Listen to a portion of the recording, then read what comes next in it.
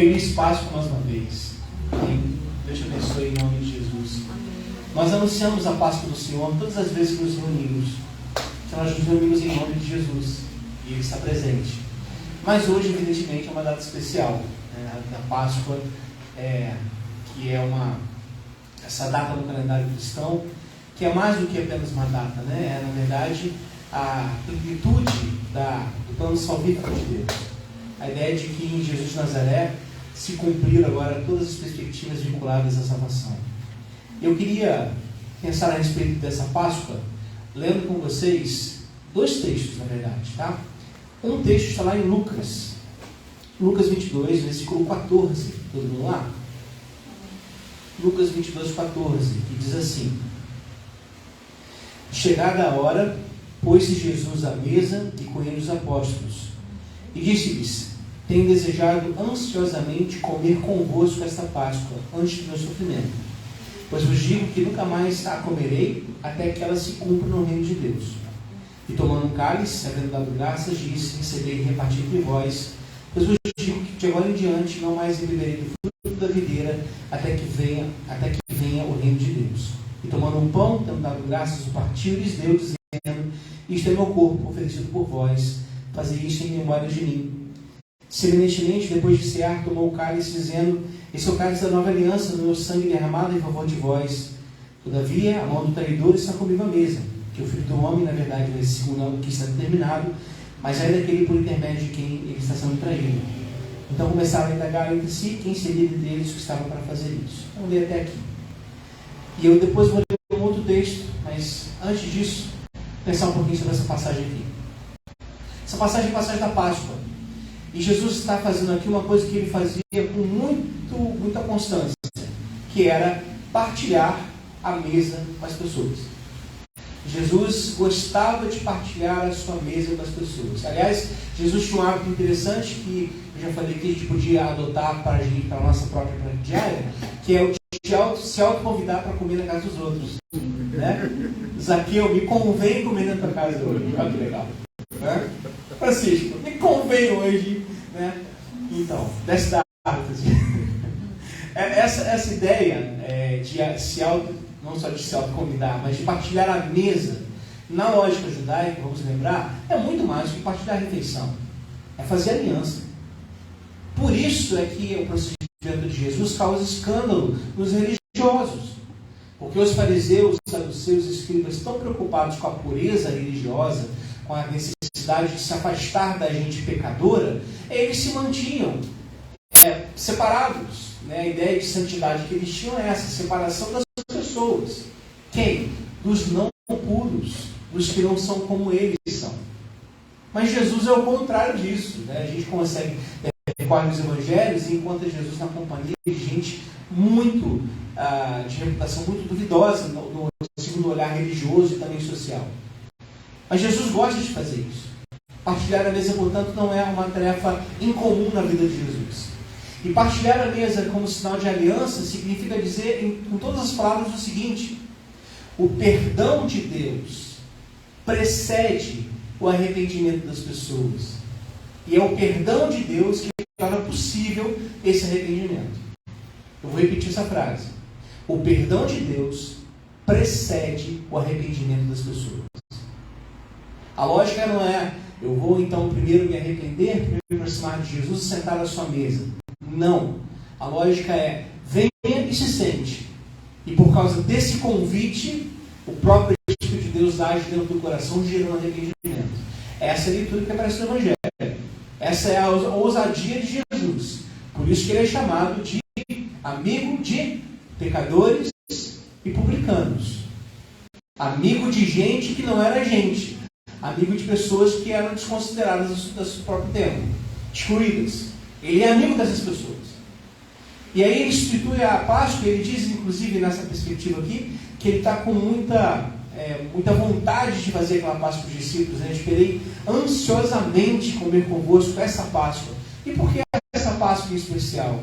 Porque Jesus sabe que dali a algumas horas a sua mensagem, o seu tipo de vida gerou um impacto tão forte nas autoridades religiosas e políticas que ou ele foge de Jerusalém ou ele vai ser preso.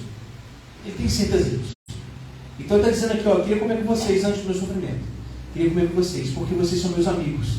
Né? Então, estamos partilhando a mesa aqui nesse momento. E eu digo para vocês o seguinte, eu não vou mais comer essa Páscoa, até que ela se cumpra no reino de Deus. Ok? Gravem essa informação. E ele diz logo depois, como ele faz a proposta da ceia, ele diz, fazer isso em memória de mim. Né? Ressaltando mais uma vez que a ceia que partilhamos, seja na Páscoa, ou seja nos outros momentos de ceia, não é apenas um lembrete ou apenas um memorial de Jesus, né? Tipo colocando uma espécie de nostalgia, né? De saudade, puxa, como Jesus era legal. Não, o fazer memória é encarnar hoje o mesmo jeito de Jesus, porque é assim que os judeus pensavam, né?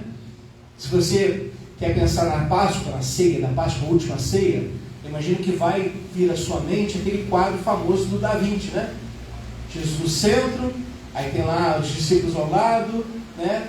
Tudo certinho. Aquela Páscoa do Da Vinci é a Páscoa do Da Vinci, não é a Páscoa judaica. A Páscoa judaica eles nem comiam sentados, eles comiam deitados. A mesa era colocada, não tinha cadeiras, a mesa era baixa, eles se encostavam de um lado do corpo e comiam com a outra mão. Por isso que você tem lá o discípulo amado de Jesus que se reclina, né, a cabeça no peito de Jesus, eles estão deitados, eles colocam a cabeça para trás e encostam em Jesus.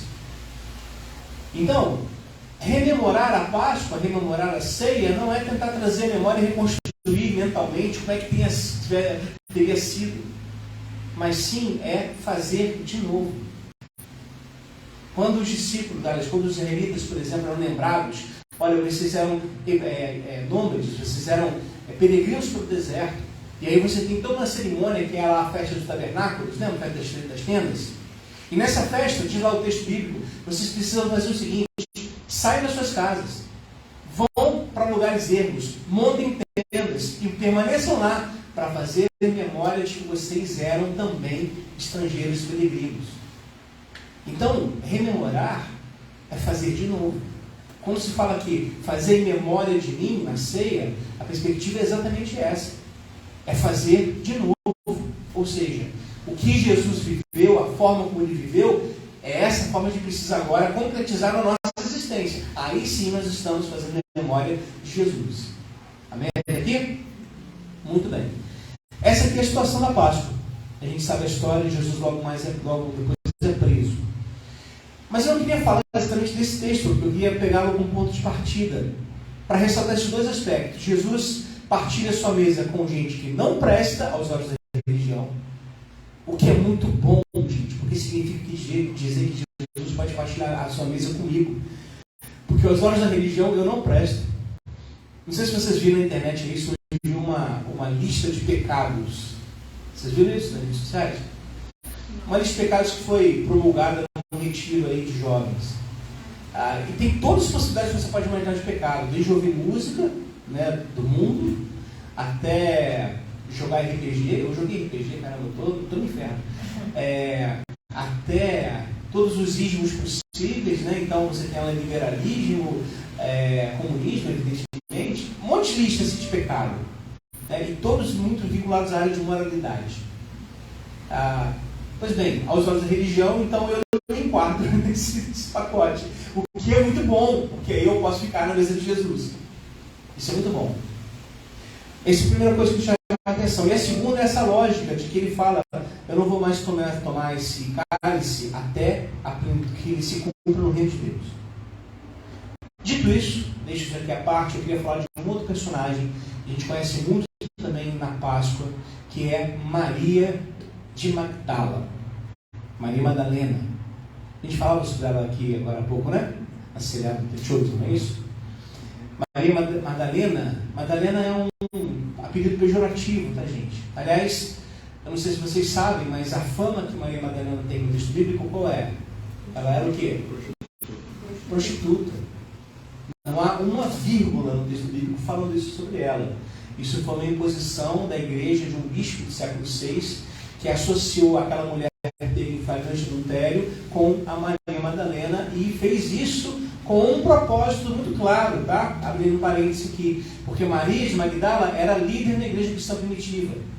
Então é importante destruir a sua reputação, para que ela não seja mais confiável. Isso foi feito com as mulheres líderes da igreja ao longo do tempo, e ainda é feito hoje. Fechando parênteses, mas Maria Madalena, esse apelido Madalena é um apelido também muito complicado. Maria de Magdala. Magdala é uma região lá no Império, próximo da Galileia, que havia sido destruída pelo Império Romano, e é uma região muito, muito pobre na época de Maria, muito necessitada e muito oprimida. Então Maria não teve uma vida fácil, não teve uma infância fácil. Ela sempre foi colocada de escanteio, mesmo porque a própria região de onde ela vem não pode trazer gente boa. Lá só tem ladrões, lá só tem prostitutas, lá é Magdala, lá é Madalena. Maria Madalena. Como Jesus de Nazaré. Maria Madalena, então, é essa personagem, e aí a gente encontra no texto bíblico a informação de que ela se encontra com Jesus. E ela se encontra com Jesus de uma maneira tão profunda, tão impactante, que toda a vida dela agora passa a girar em torno de Jesus. Porque agora ela está recebendo não apenas uma nova forma de ver o mundo, mas também uma nova forma de se ver em Jesus. Porque para Jesus, ela é uma pessoa. Para Jesus, ela é bem-vinda à mesa. Para Jesus, o apelido Magdala não importa. Para Jesus, ela está bem-vinda, ela pode chegar. E ela começa a acompanhar Jesus, começa a seguir Jesus, os seus ensinamentos, e ouve as suas perspectivas, as suas parábolas, a lógica do reino de Deus. Ela vai conhecendo Deus, não mais a partir do olhar da religião, que é aquele Deus que, por ser tão santo, é intolerante, mas sim o Deus de Jesus, que, por ser santo, é acolhedor e amável. É o papai de Jesus. Ela vai conhecendo esse Deus, ela vai se encantando com esse Deus, ela vai vivendo agora uma nova vida, e a perspectiva é exatamente essa. Eu não tinha rumo, e agora eu tenho. Esse Jesus aqui é o meu próprio Salvador, eu estou encontrando nele esse sentido para a vida. Ele é o meu amigo verdadeiro, como cantamos aqui. Mas aí Jesus é preso. Aliás, antecedendo a isso, o próprio Jesus já estabeleceu um clima muito pesado de certa vez. Ele chama os discípulos para orar, ele se afasta durante um tempo, começa a clamar a Deus, os discípulos nem conseguem aguentar, ficar acordados, ele volta e dá um pontapé nos discípulos dormindo. Vocês não conseguem vigiar comigo? Eu estou profundamente angustiado até a morte. E Jesus é preso, e da noite para o dia, a Maria perde todo o seu sentido de vida. Jesus é preso, é julgado pelo Sinédrio, um julgamento completamente falso, completamente incorreto à luz do próprio Sinédrio. Ele é levado pelo Império Romano com um monte de testemunhas falsas, pagas pelo Sinédrio para testemunhar contra ele, e ele acaba sendo condenado à crucificação. Esse Jesus, que aos olhos do Império Romano é uma ameaça terrorista em potencial. E aí lá está Maria na cruz. Ela está na cruz. Se a gente vai acompanhar agora o Evangelho de João, venha comigo. No capítulo 19 de João, você vai ler o relato da crucificação de Jesus. E este relato ele é muito duro. E ele vai... mas ele dá uma pausa para ressaltar uma questão importante. João 19, versículo 25. E junto à cruz estavam a mãe de Jesus e a irmã dela, e Maria, mulher de Clopas, e Maria Madalena. Ela está lá, diante da cruz, ela não sai perto da cruz. Ela vê todo o sofrimento do seu Senhor. Percebam o que é isso, gente? Ela tinha uma vida nova. Isso foi tirado dela, mais uma vez. Foi arrancado dela, e agora de novo ela é de novo Maria Madalena. E Jesus morre. E ela não sabe mais o que fazer. O sábado dela, certamente com um dos discípulos, foi um sábado que misturava medo do Império Romano. Afinal de contas, se Jesus foi morto, que dirá os seus discípulos? E também pavor do futuro. Eu não tenho mais o que fazer, eu não sei mais como dirigir a minha própria vida, porque esse Jesus não existe mais. E a gente percebe a crise de Maria lá no capítulo 20 do Evangelho de João. Diz lá o texto seguinte: no primeiro dia da semana, Maria Madalena foi ao sepulcro de madrugada. E o texto bíblico é interessante, porque ele faz questão de chamá-la Maria Madalena, Maria Magdala. Todo aquele peso daquela cidade que isso traz consigo. Saiu no escuro e viu que a pedra estava removida. Versículo 2. Então correu e foi ter com Simão Pedro e com outro discípulo, a quem Jesus amava, e disse-lhes: tiraram do sepulcro o Senhor e não sabemos onde o puseram. Saiu, pois, Pedro e outro discípulo e foram ao sepulcro. Ambos corriam juntos, mas o outro discípulo correu mais depressa do que Pedro e chegou primeiro ao sepulcro. E abaixando-se viu os lençóis de linho, todavia não entrou. Então Simão Pedro, seguindo, chegou e entrou no sepulcro. Ele também viu os lençóis e o lenço que estivera sobre a cabeça de Jesus, que não estava com os lençóis, mas deixado no lugar à parte. Então entrou também um outro discípulo que chegara primeiro ao sepulcro e viu e creu, pois ainda não tinham compreendido a Escritura de que era necessário ressuscitar ele dos mortos. E voltaram os discípulos outra vez para casa. Que é a cena da ressurreição, gente. É a cena da ressurreição. Os discípulos vão lá e encontram, aliás, não são os discípulos, é a Maria. Aliás, olha a coisa interessante, né? Os evangelhos deixam isso muito claro. As testemunhas da ressurreição de Jesus são mulheres. São mulheres. As primeiras missionárias, as primeiras evangelizadoras, as primeiras que têm o anúncio da ressurreição de Jesus são mulheres. E se a gente lembra que o termo grego apóstolo significa 22 verbos, apó, que é da parte, duas palavras, apó significa da parte de, e estelo, que é enviar, ou seja, o apóstolo é enviado por alguém. Ora, se Jesus envia essas mulheres para anunciar a ressurreição, então essas mulheres são o quê? Apóstolas. As primeiras apóstolas do Evangelho são mulheres. Estão lá proclamando a ressurreição de Jesus. Mas ela chega, de ver o sepulcro vazio, corre para avisar os discípulos, eles vão lá, Pedro e João, possivelmente João, que é o discípulo de Jesus amava, vem aquela situação toda, creem e vão embora. Mas no versículo 11, que diz: Maria, entretanto, permanecia junto à entrada do túmulo, chorando. É óbvio que ela está chorando, porque nem o corpo do seu Senhor ela tem agora. Tiraram Jesus dela 2 vezes. Mataram o Senhor, tirando o seu mestre, e agora roubaram o corpo, impedindo que ela faça as últimas homenagens a ele. É o que ela tinha ido fazer no sepulcro. Ela está chorando. E aí, diz o texto: enquanto chorava, abaixou-se e olhou para dentro do túmulo, e viu 2 anjos vestidos de branco, sentados onde o corpo de Jesus fora posto, uma à cabeceira e outro aos pés. Então eles lhe perguntaram: mulher, por que choras? São anjos que aparecem aqui, gente, mas ela é incapaz de perceber, porque o choro faz isso com a gente, não é? O choro turva a nossa visão. O sofrimento, né, a tempestade, faz com que a gente não perceba direito o que está ao nosso redor. Tem anjos aparecendo, anunciando a ressurreição, e a gente continua chorando. A gente não enxerga direito. E aí ela pergunta para os anjos, responde, ela respondeu: por que levaram meu Senhor e não sei onde o puseram? Tendo dito isso, voltou-se para trás e viu Jesus em pé, mas não reconheceu que era Jesus. Por quê? Porque a dor é muito grande. A dor é forte demais. E a dor, talvez, para Maria, na cabeça dela, a dor não caiba na Páscoa. O sofrimento não cabe, porque a Páscoa é festa, a Páscoa é chocolate, é alegria, é chocolate, é paz, é chocolate, é festividades. E caso eu tenha esquecido, é chocolate. A Páscoa é tudo isso. Então, tristeza não cabe na Páscoa. Sofrimento não cabe na Páscoa, as coisas não se encaixam. Ela não reconhece que é Jesus. Mas aí, gente, olha só que coisa fantástica. Jesus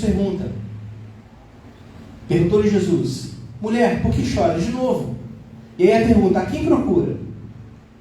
Ela, supondo ser ele o jardineiro, respondeu: Senhor, se tu o tiraste, dize-me onde o puseste e eu o levarei. Ela está tão triste que ela está disposta a levar um corpo morto há 3 dias. É o que sobrou dos sonhos dela, é o que sobrou dos projetos dela, é o que sobrou da vida dela. Um cadáver. Só que Jesus, gente, primeiro, Jesus entende que na Páscoa também cabe a dor. Porque a Páscoa fala da vida toda, gente. E na nossa vida também há dor. Também há lágrimas. A Páscoa é a aceitação da vida inteira.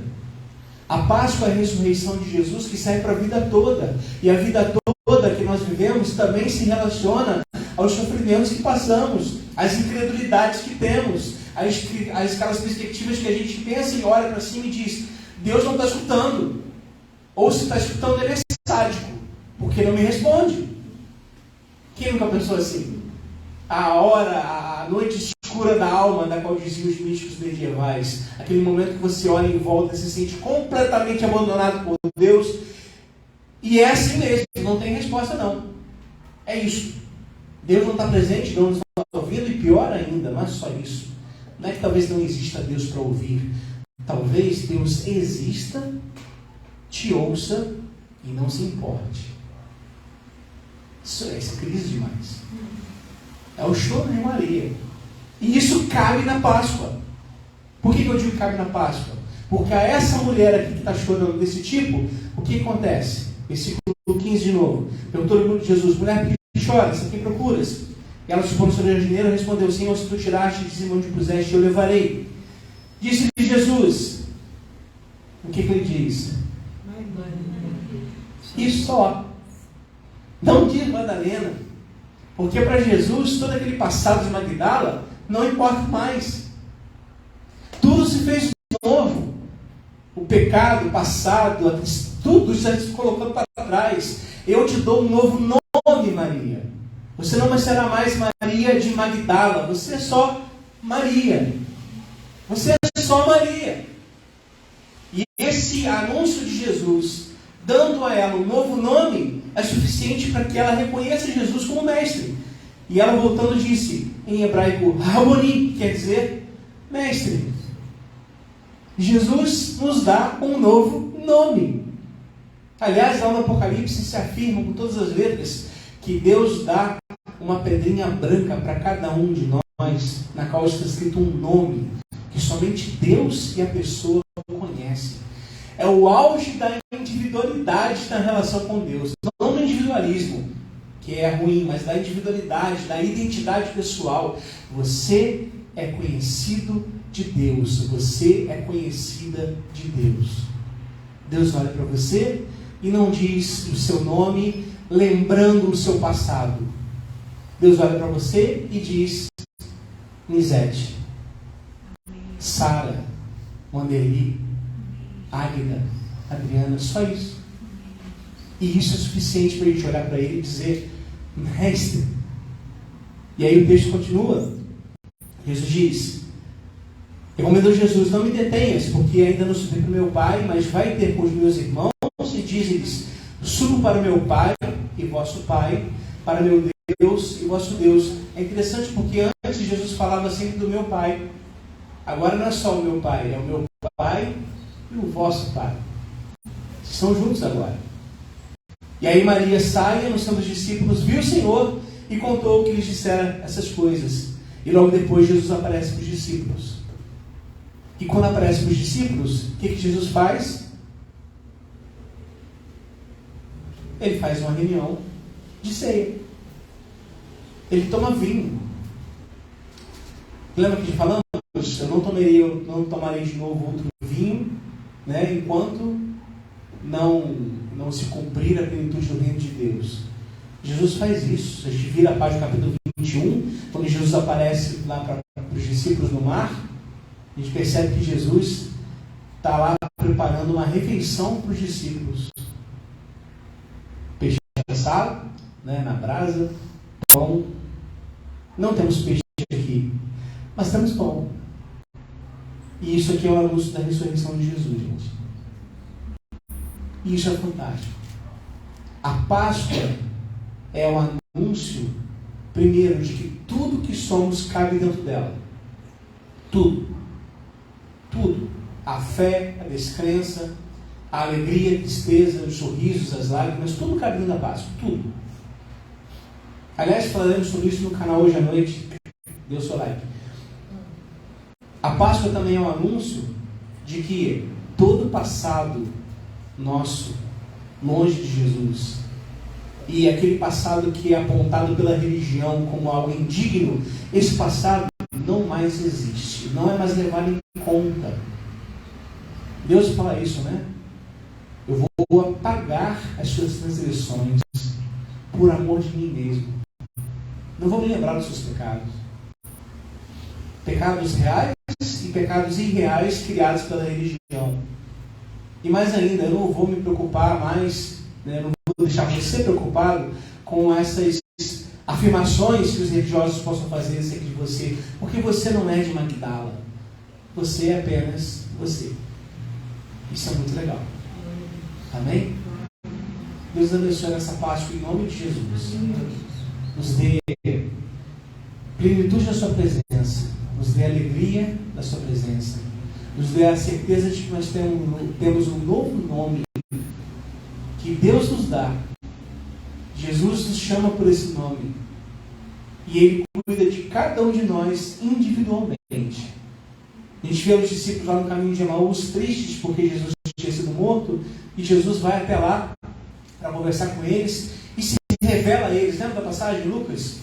Se revela a eles, se mostra a eles exatamente no partir do pão, na hora da ceia, da Eucaristia. O que Jesus tinha para fazer em Emaús? Nada. Tanto que ele sai de lá assim que ele chega. Mas ele foi lá porque tinha 2 discípulos lá.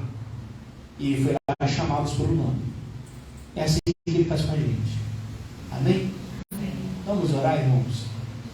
Senhor, nós te louvamos por essa Páscoa que o Senhor nos dá. Nós te louvamos pela ressurreição de Jesus.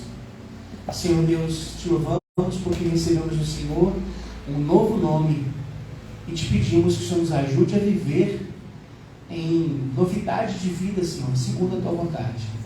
Em nome de Jesus, Pai.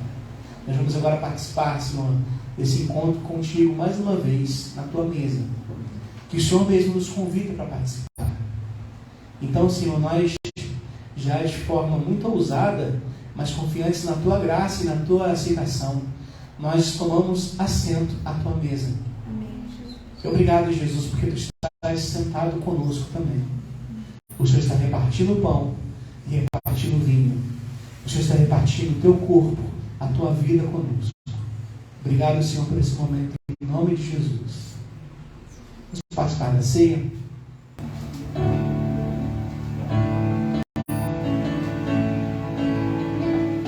Conheci o mundo mal e com ele seus ardis. Me arrastei no lamaçal, tudo isso porque eu quis saber mais de qualquer um, construir algum amor onde a paz pudesse ser a verdade para eu ver. Mas Jesus Cristo veio e me achou assim tão sujo, e numa cruz por mim derramou sangue tão puro, e foi assim que me salvou. Eu conheço agora sim a clareza de Jesus. Foi das trevas que eu vim, encontrei-me com a luz. Hoje quero sim saber de meu mestre e Salvador. Quero dar-lhe meu louvor, eu só nele posso ter. Mas Jesus Cristo veio e me achou assim tão sujo, e numa cruz por mim derramou sangue tão puro, e foi assim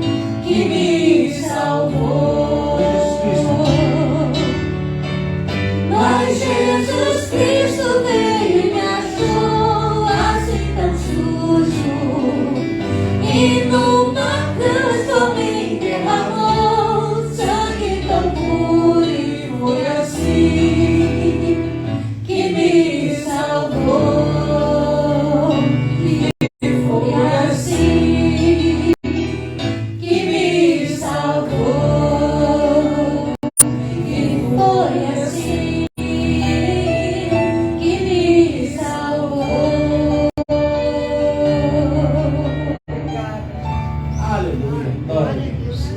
Que o amor de Jesus ressuscitado, que a graça do Jesus ressuscitado e que a presença do Jesus ressuscitado esteja conosco hoje e sempre, em nome de Jesus. Então vai embora, Senhor. Vários abraços de Feliz Páscoa e Deus abençoe a sua vida e a sua família em nome de Jesus.